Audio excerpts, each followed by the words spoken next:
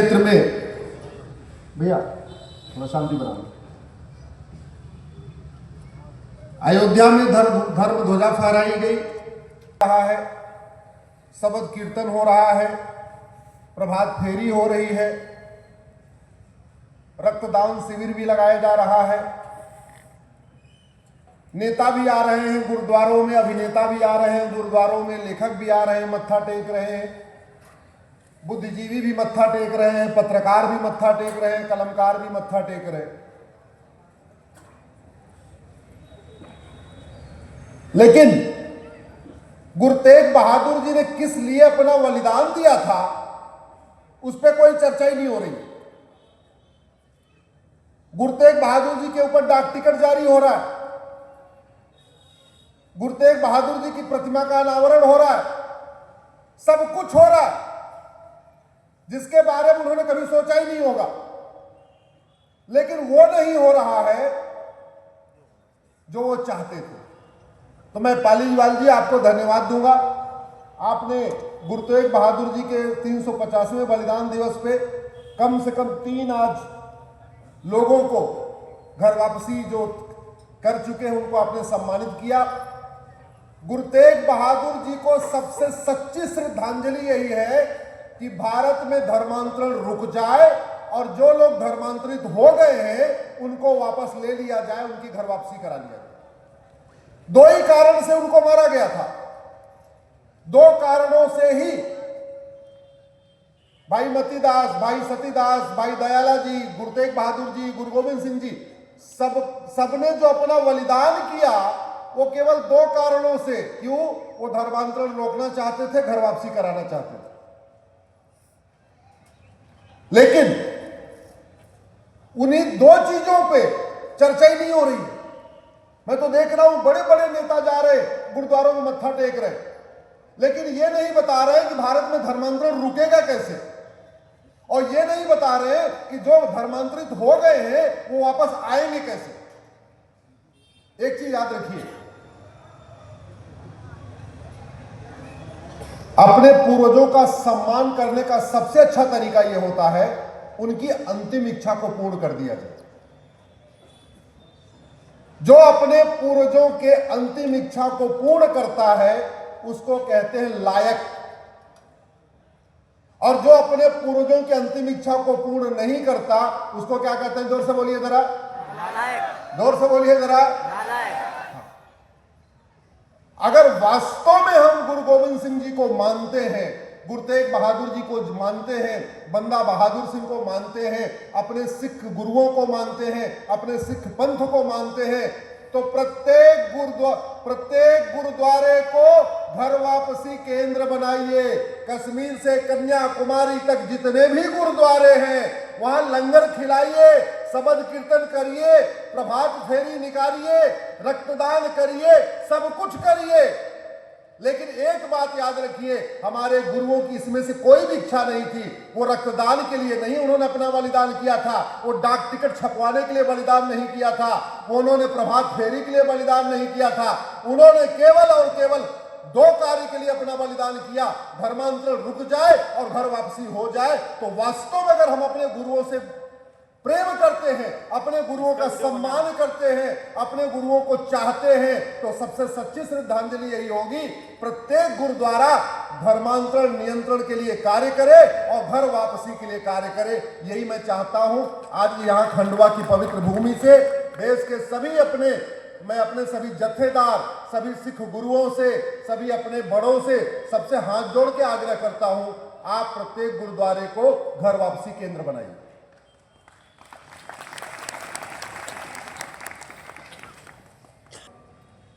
मंदिर क्यों नहीं, मठ क्यों नहीं, पुजारी क्यों नहीं, कथावाचक क्यों नहीं, मंडलेश्वर क्यों नहीं, महामंडलेश्वर क्यों नहीं, राम कथावाचक क्यों नहीं, भगवत कथावाचक क्यों नहीं, शंकराचार्य क्यों नहीं?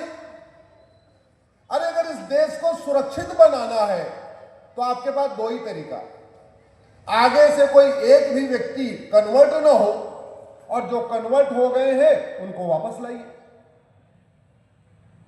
आज अगर मान लीजिए आपके घर का एक व्यक्ति, आपका बेटा, आपका भाई परिवार से बिछड़ गया, कुंभ में बिछड़ गया, मेले में बिछड़ गया, घर से बिछड़ गया, प्यार से बिछड़ गया, गुस्से में बिछड़ गया, नाराज होकर चला गया, किसी भी कारण से आपके घर से दूर हो गया, तो आप क्या करते हैं? थाने में शिकायत करते हैं। थाने की क्या ड्यूटी है?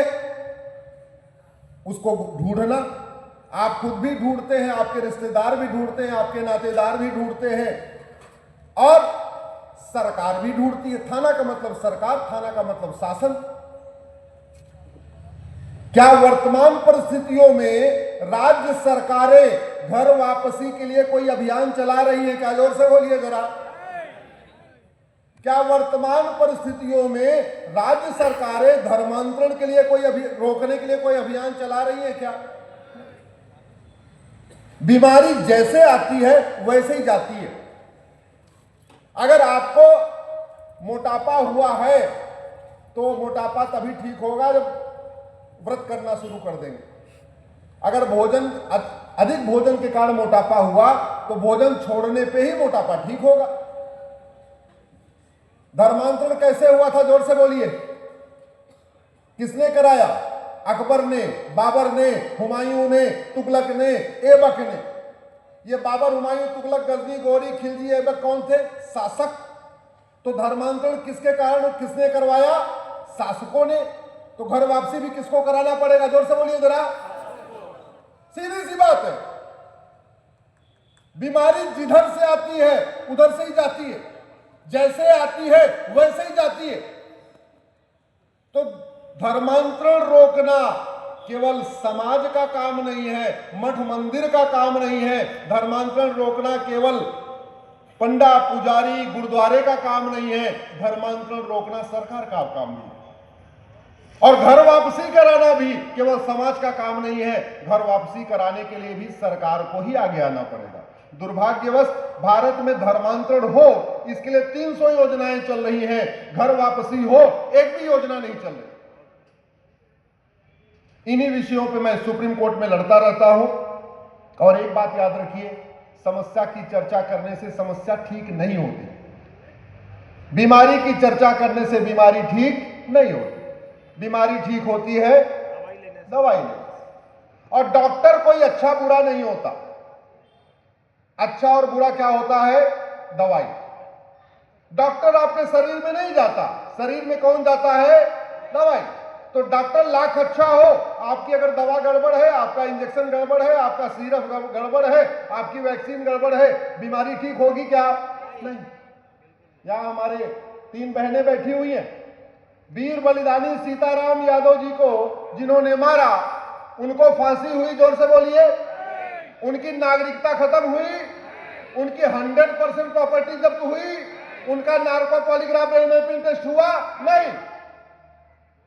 जिन्होंने रविशंकर जी को मारा, संजय जी को मारा, ये जिन लोगों ने मारा उसमें किसी को फांसी नहीं हुई, किसी की नागरिकता खत्म नहीं हुई, किसी की प्रॉपर्टी नहीं जब्त हुई, किसी का नार्को पॉलीग्राफ फिंगरप्रिंट टेस्ट नहीं हुआ।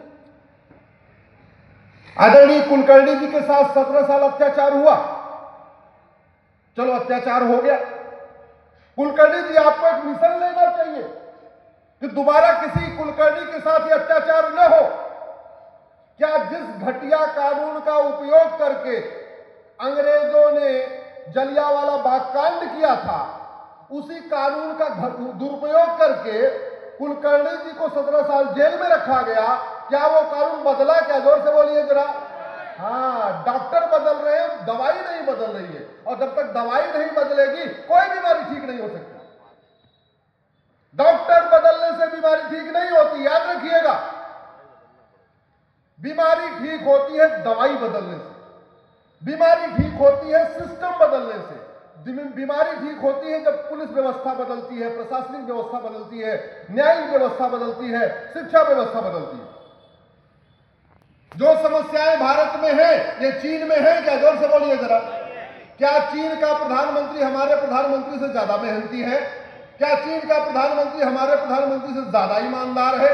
क्या चीन का प्रधानमंत्री हमारे प्रधानमंत्री से ज्यादा राष्ट्रवादी है? नहीं। तो वहां आरडीएक्स क्यों नहीं पकड़ा जाता, वहां बम विस्फोट क्यों नहीं होता, वहां जिहाद क्यों नहीं होता, वहां पत्थरबाजी क्यों नहीं होती, चीन में लव जिहाद क्यों नहीं होता, चीन में लैंड जिहाद क्यों नहीं होता, चीन में धर्मांतरण क्यों नहीं होता, चीन में घुसपैठ क्यों नहीं होती, चीन में जनसंख्या विस्फोट क्यों नहीं होता? है किसी के चीन में हिम्मत जो 12-14 बच्चे पैदा कर दे? नहीं। मैं पहले भी कह रहा हूं, डॉक्टर बदलने से बीमारी ठीक नहीं होगी, इस गलतफहमी को दूर कर दीजिए। बीमारी ठीक होगी दवाई बदलने से। भारत की कोई भी समस्या लाइलाज नहीं है, भारत की कोई भी समस्या विश्वव्यापी नहीं है। जो समस्याएं भारत में हैं, इसमें से 90% समस्या चीन में नहीं है। जो समस्याएं भारत में है, इसमें से 90% सिंगापुर में नहीं है। जो समस्याएं भारत में है, इसमें से 90% जापान में नहीं है। तो सवाल यह बनता है, राम का देश भारत, कृष्ण का देश भारत, भगवान बुद्ध का देश भारत, भगवान महावीर का देश भारत, गौतम बुद्ध का देश भारत, शिवाजी महाराज का देश भारत, राणा प्रताप का देश भारत, गुरु तेग बहादुर का देश भारत, गुरु गोविंद सिंह का देश भारत, स्वामी विवेकानंद का देश भारत, महापुरुषों का देश भारत, महावीरों का देश भारत। तो इतनी समस्याएं भारत में क्यों है? चीन में तो किसी देवी देवता ने जन्म नहीं लिया, सिंगापुर में किसी देवी देवता ने जन्म नहीं लिया, जापान में किसी देवी देवता ने जन्म नहीं लिया। फिर वो देश सुरक्षित क्यों है और हमारा देश असुरक्षित क्यों है? क्योंकि उन देशों ने राम मंदिर भले नहीं बनाया, लेकिन राम नीति लागू किया, और राम नीति है भय बिन होय न प्रीत। उन्होंने कृष्ण भगवान का मंदिर नहीं बनाया, लेकिन कृष्ण भगवत गीता को पढ़ा और कृष्ण नीति लागू किया, सठे साठम समाचार। चीन, जापान, सिंगापुर को हिंदी आती हो चाहे नहीं आती हो, लेकिन उन्होंने हमारी पूर्वजों की बात को समझ लिया, लोहा लोहे को काटता है, और उन्होंने इन्हीं सिद्धांतों को अपनी व्यवस्था में इंप्लीमेंट कर दिया। नतीजा देखिए, वो सुरक्षित हैं, आराम से हो रहे हैं, और यहां हमें कार्यक्रम करने के लिए कम से कम 100 पुलिस लगानी पड़ रही। लगे हुए मैं तो देख रहा था, मैं इधर गया तो भी लगे, इधर गया तो भी लगे, इधर गया तो भी लगे हुए। क्यों? अरे हम तो नियम कानून की बात करने आए। हम तो Monday to Friday Supreme Court में रहते हैं, सैटरडे संडे बाहर निकलते। हम तो संविधान की बात करने आए। मुझे एक चीज बताइए, जब देश का विभाजन मजहब के आधार पे हो गया, तो मजहब के आधार पे नियम कानून चलना चाहिए क्या? जोर से बोलिए। आवाज ऐसे नहीं आ रही है। एमपी का गेहूं गौतम जी ने बताया बड़ा फेमस है, तो एमपी की आवाज भी फेमस होनी चाहिए। जब भारत का विभाजन मजहब के आधार पे हो गया, तो मजहब के आधार पे नियम कानून चलना चाहिए क्या? मजहब के आधार पे वक्फ बोर्ड, वक्फ ट्रिब्यूनल चलना चाहिए क्या? मजहब के आधार पे माइनॉरिटी कमीशन और माइनॉरिटी अफेयर मिनिस्ट्री चलनी चाहिए क्या? मजहब के आधार पे लोन और वजीफा चलना चाहिए क्या? मजहब के आधार पे मदरसा और मिशनरी स्कूल चलना चाहिए क्या? जब देश का विभाजन मजहब के आधार पे हो गया, तो ये 1992 का घटिया माइनॉरिटी कमीशन एक्ट कब खत्म होगा? इसके लिए आपको बोलना चाहिए कि नहीं? आवाज उठाइए। एक बात याद रखिए, मैं शॉर्ट में बताता हूं, जब तक अंग्रेजों का एक भी कानून भारत में है, और जब तक कांग्रेस के द्वारा बनाए गए वो 50 घटिया कानून, जिसको मैं सुप्रीम कोर्ट में चैलेंज कर चुका हूं, वो घटिया कानून भारत में है, भारत सुरक्षित नहीं हो सकता। देश को सुरक्षित करना है, 100% अंग्रेजी कानूनों को खत्म करना पड़ेगा। मैं धन्यवाद दूंगा प्रधानमंत्री जी को, लगभग 1,500 कानून खत्म हो गए हैं, लेकिन 225 कानून अंग्रेजी आज भी चल रहे हैं, और लगभग 50 कांग्रेसी कानून चल रहे हैं जो 1950 के बाद बनाए गए। जैसे मजहब के आधार पर सारी योजनाओं को चलाने के लिए 1992 में बना माइनॉरिटी कमीशन एक्ट। हम काशी, मथुरा, भद्रकाली, भोजशाला को वापस न ले पाए, ये 1991 में बना प्लेस ऑफ वर्शिप एक्ट। हम बाबर, हुमायूं, तुगलक, गजनी, गोरी का नामो निशान न मिटा पाए, ये 1958 में बना एंशिएंट मॉन्यूमेंट एक्ट। हमारा हमारा योग, आयुर्वेद, नेचुरोपैथी खत्म हो जाए, उसके लिए बना 1954 में ड्रग एंड मैजिक एक्ट। ऐसे 50 घटिया कानून हैं जो हमें बर्बाद करने के लिए बने हुए हैं। तो जब तक कांग्रेस के द्वारा कानून खत्म नहीं होंगे तब तक देश सुरक्षित नहीं होगा। समीर कुलकर्णी जी बहुत अच्छा कर रहे हैं, जन जागरण कर रहे हैं, कांग्रेस के बारे में बता रहे हैं, लेकिन कांग्रेस के बारे में बताने से केवल राजनीतिक लाभ होगा, राष्ट्र को रत्ती भर लाभ नहीं होगा। कांग्रेस के बारे में, कांग्रेस की पोल खोल करने से केवल और केवल राजनीतिक लाभ होगा। न जिहाद रुकेगा, न धर्मांतरण रुकेगा, न घुसपैठ रुकेगी, न जनसंख्या विस्फोट रुकेगा। केवल और केवल राजनीतिक लाभ होगा। राष्ट्र को सुरक्षित करना है, उन समस्याओं को रोकना पड़े। हम लोग सेमिनार और कॉन्क्लेव करने के मामले में तो वर्ल्ड नंबर 1 है, विश्वगुरु हैं। दुनिया में सब ज्यादा सेमिनार भारत में, दुनिया में सब ज्यादा कॉन्क्लेव भारत में, दुनिया में सब ज्यादा धरना भारत में, दुनिया में सब ज्यादा प्रदर्शन भारत में, दुनिया में सब ज्यादा प्रेस कॉन्फ्रेंस भारत में, सब कुछ होता। हम वीर सावरकर जी का हर साल मनाते हैं, लेकिन वीर सावरकर जी का सपना कैसे साकार होगा उस पर चर्चा ही नहीं करते। हम गुरु गोलवलकर जी की जयंती मनाते हैं, पुण्यतिथि मनाते हैं। गुरु गोलवलकर जी चाहते क्या थे, उनका सपना कैसे साकार होगा, उसके लिए क्या टाइमलाइन है, उसके लिए क्या स्टेप है, स्टेप 1, स्टेप 2, स्टेप 3, स्टेप 4 ना। जैसे गुरु तेग बहादुर जी के बारे में हो रहा है, बस बताया जा रहा है कि जी उन्होंने, अरे ये हमारे लिए शर्म से डूब मरने की चीज है कि जिस हमारे गुरु को धर्मांतरण के लिए प्रताड़ित किया गया, भाई मतीदास को आरे से काटा गया, भाई सतीदास को रुई में लपेट के जिंदा जलाया गया, भाई दयाला को खौलते पानी में डुबो के मारा गया, जिस हमारे गुरु का शीश काटा गया, और किस लिए, धर्मांतरण रोकने के लिए। वो धर्मांतरण आज भी हो रहा है। ये शर्म से डूबने की बात है, ये डूब मरने की बात है।